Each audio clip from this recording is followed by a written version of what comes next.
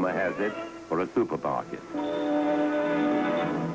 What Hollywood lacks in security, it makes up for in excitement. For millions, Hollywood is still the place where paupers become kings, where fame is achieved overnight, and where dreams come true.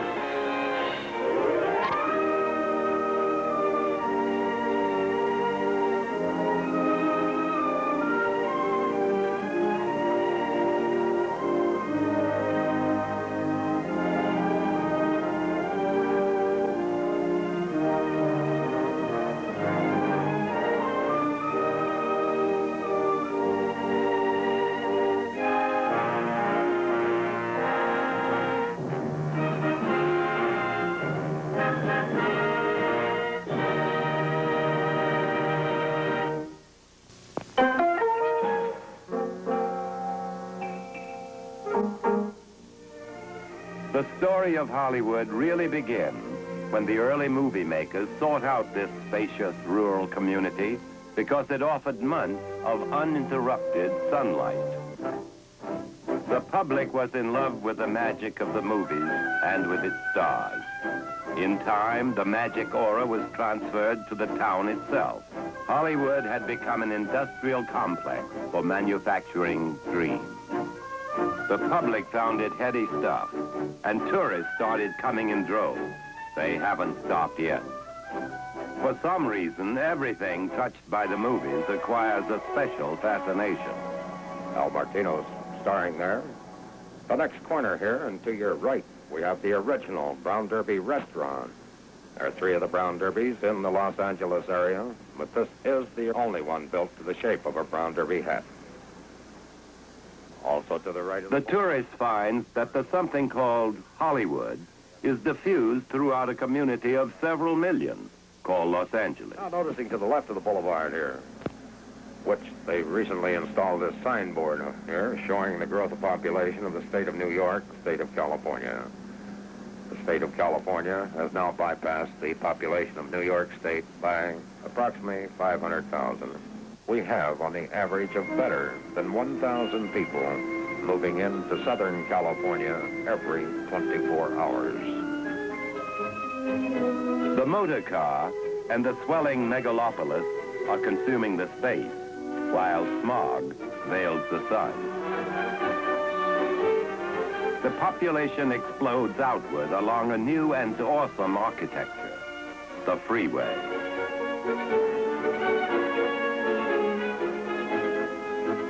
With 1,000 more inhabitants each day, there's no place to go but up.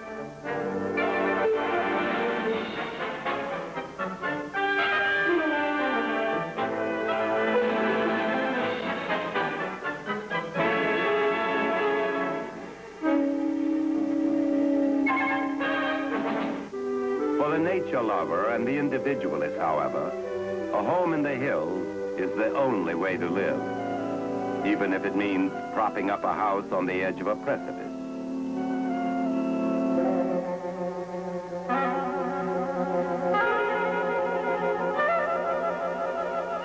A long way up, but when you get there, a dream house in glass, reverently open to the sun.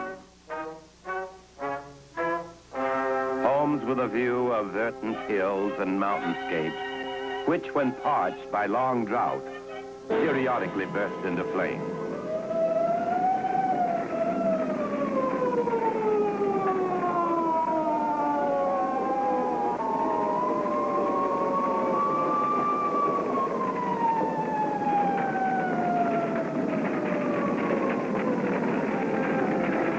Now and then, many a dream turns to ashes.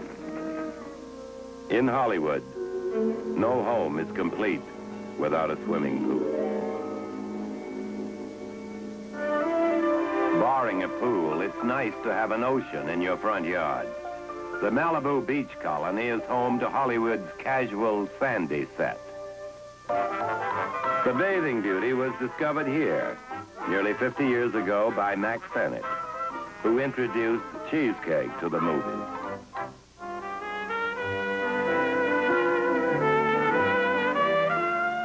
The The beauties are still here, bolder and more bronze.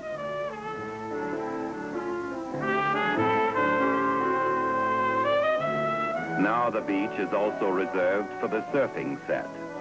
These young athletes, a dedicated group of wave worshippers, can wait patiently for hours for a big curl, the unwinding breaker that means a minute's free ride through the surf.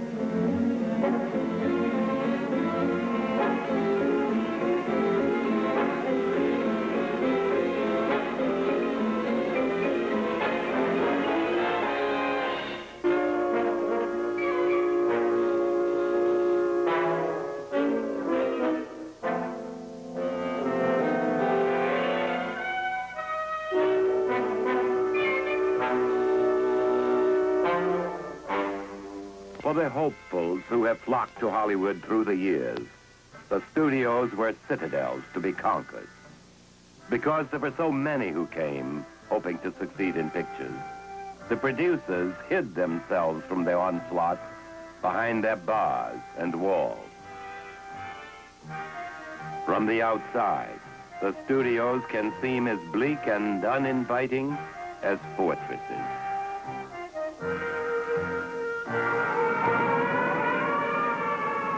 There are those who gain admittance easily, however, to these privileged sanctuaries of picturedom. The castle gates are always open for the VIPs of the world.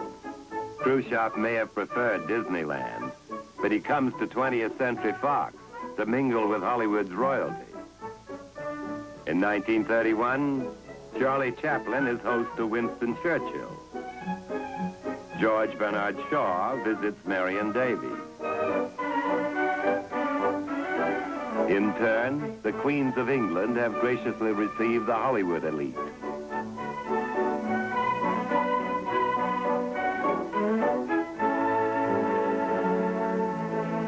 And in the best tradition of royal houses, the princess is given to Prince Charming.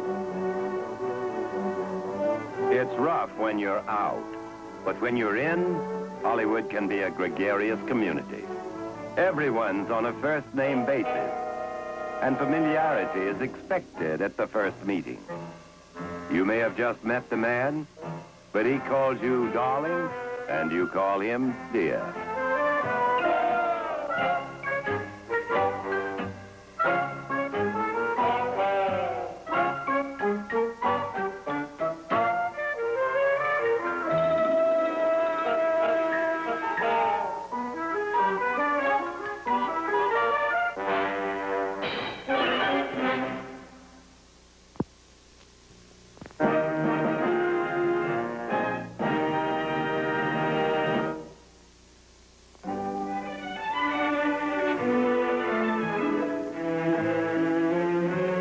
When Hollywood is thought of as a way of life rather than a place on the map, it can be said that Beverly Hills is more Hollywood than Hollywood.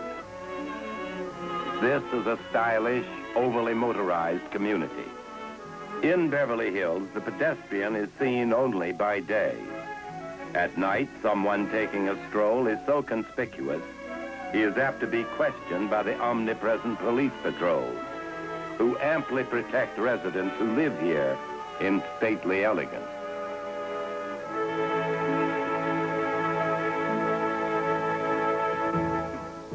In any community where there are so many on the outside wanting in, status considerations can become highly involved, as is the case with this young actor just beginning to make some headway in his career. He notices a fellow actor he has not seen for some time who may now be in. Then again, he may still be out. The other man has the same uncertainty about our friend. The question becomes, who shall cross the street to whom? The only solution is to meet halfway. Neither one has lost any status, and each thinks the other may do him some good, if they live long enough. Most of the talent agencies are located in Beverly Hills. William Morris is the oldest, biggest agency of them all. The good agent is much sought after, but he is not apt to be an overly sentimental sort.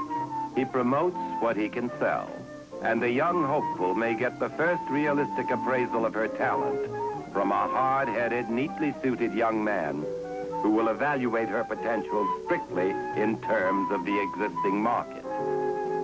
The eccentric and extravagant image of Hollywood has yielded to this immaculate, business-like one. In an era of tremulous sponsors, uncertain audiences, and high production costs, confidence goes best to the conservative, well-dressed executive, not unlike his counterparts in business anywhere. The conservative image extends to places where the Hollywood celebrity chooses to dine, the small, select restaurants. Here, without being besieged, he is still noticed by the people who count. Celebrities vie with one another for a table in an aura of exclusivity. But once inside, they are all part of an intimate family. The management assigns the tables from the reservation list. Where you sit is determined by how you rank. Hollywood is the place where women started wearing pants, led by Marlene Dietrich in the 30s. Slacks are now an accepted item of feminine apparel, but at Jack's of Beverly Hills, they achieve a new, impressive status. Slacks and sweaters are both modeled and sold by these young girls who set the tone of controlled casualness the customer is looking for. Prices for slacks average $45, but they are guaranteed not to droop. That is, if the customer doesn't. The Hollywood male is not neglected either. This is the Sebring House of Hairstyling. The customer's hair is cut while wet here, then shaped to the head and to the personality. This unusual expression of male vanity is costly. An analysis and haircut can cost from $7 to $25. One of Hollywood's indestructibles, Henry Fonda, is in once a week while making a picture. He has to appear unchanged on the screen while the production takes weeks to finish. Jay Sebring's job, in this case, is to snip away about 1/4 of an inch a week, which by the inch makes for a pretty expensive haircut. Another one of the indestructibles, Joan Crawford, has changed remarkably little over a 35-year period of movie stardom. In a current suspense film, Straitjacket, made for producer William Castle, her marvelously unperturbed physical beauty and vitality is amply demonstrated. In the film, she spans a 20-year gap in time. In a characterization calling for extreme changes in mood, Crawford remains undeniably Crawford, which is perhaps the first quality of a star. Though a few stars have thus far survived its abuses, time is an enemy to fame. Impermanence has always been an aspect of life in Hollywood. Perhaps it is maturity, or perhaps just age, but as of late, the movie colony is concerning itself with its past and developing a sense of tradition. A new museum will be built on these grounds. It will cost over $14 million and house and preserve the record of Hollywood's exciting years. The most enthusiastic supporters of the museum are the stars themselves. Among them, legends in their own time, like Mary Pickford, Gloria Swanson,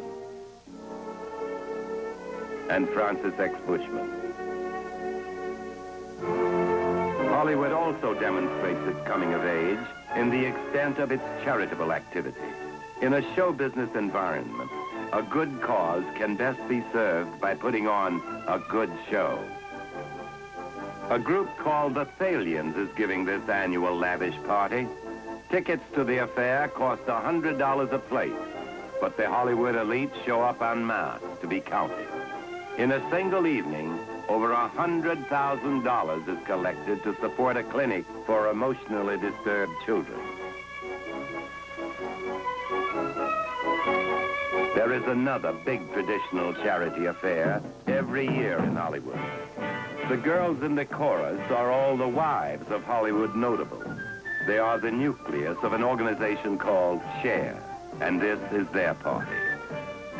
The show is the result of many months of planning and rehearsal, with support from an array of talent that would cost millions if it were not donated. Some of the biggest names in show business play exuberantly to an audience composed of even more of the biggest names in show business.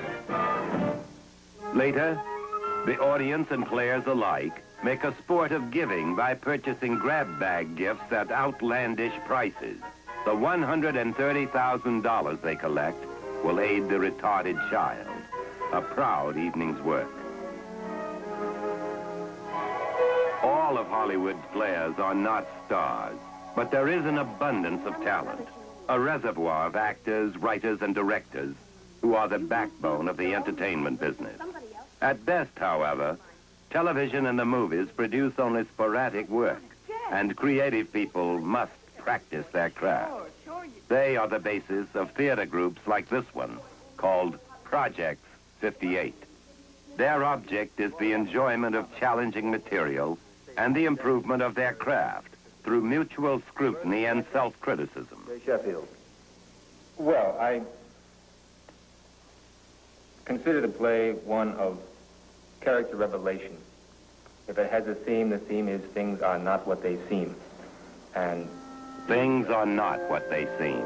For many others who came unprepared, the Hollywood dream dissolved into disillusionment. The Hollywood Studio Club has been a buffer against despair for 48 years. The club's purpose has been the same since it was founded back in 1916, and that is to be a home for girls who are displaced from their own homes because they've been drawn to Hollywood by the bright lights of the entertainment industry. And it's been going on all these years. The purpose has really never changed. The YWCA saw the need for this that long ago, and we think the need is still here. Although there have been many changes in Hollywood, we feel this particular purpose is still our purpose. When I first came here several years ago, it was the starlet system was still prevalent. Almost any very pretty girl who came to town found herself with a contract for a period of time. Maybe it was only 6 months. Possibly it was for 2 or 3 years. Perhaps she never made a movie in that time, but she could say, I'm a starlet, I'm under contract. Those days are gone, and perhaps forever, and I think probably for the good. It's a matter of persistence, and if you haven't pursued, then you sit around saying, well, they just don't recognize talent. But it really is persistence. If you really want it, you can get it. I do have faith in myself. I think that some actresses and actors, I think it takes a great deal to withhold and withstand the mass competition that you do have and to not give up, because it's very easy to give up. There are 10,000 actors in front of you, and if you look around, there are 10,000 right behind you all the time. I think you rarely come into this business without expecting a lot of disappointments. I expected more than I've received so far. Roles that you think you just are on the verge of getting, and then turns out they go to someone else. It's naturally very disappointing. It would be nice if we all could succeed, but maybe those who don't succeed as actresses go on and succeed in something else, in business, or have a happy family, which I think is a beautiful, beautiful profession. Everybody should do what they're set out for, and that's why I'm here, to see if I'm actually the person that can go through with it. The only way I can find out, you can't be home in a small town and wonder, I'm afraid to open that door, what will I find on the other side? The only way you're going to know is to go there, to see what's on the other side. Eventually, your lucky day will come. You'll walk in, your timing will be right, they'll be looking for your type, and you'll have it. They still come, the young aspirants to Hollywood success. One sees them like moths fluttering in the glare of neon lights. One sees them again carefully planning their food purchases in an all-night market. One sees them at 3 a.m. hugging the excitement of the late hour. One sees desire take hold in the faces of teenagers as the Hollywood dream replenishes itself. Hollywood is a town in transition, but its change is toward the conservative, the metropolitan. Hollywood promises to become part of another super city, like a lot of super cities in America.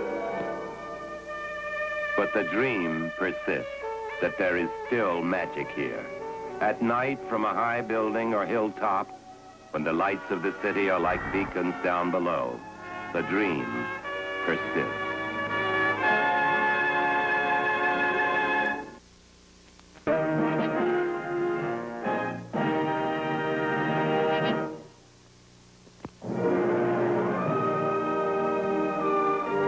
Stay tuned now for the Couch Classics as Alan Alda and Talia Shire star in Kill Me If You Can. Next.